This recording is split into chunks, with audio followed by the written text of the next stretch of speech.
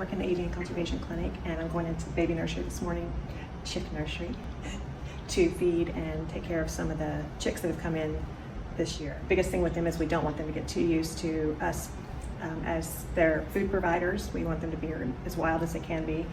So when we go into the nursery, we don't talk at all, and we wear full camo so that they cannot tell that we are human, because some chicks are so imprintable, they'll imprint on your hands, your feet, and we don't want them to associate humans with food.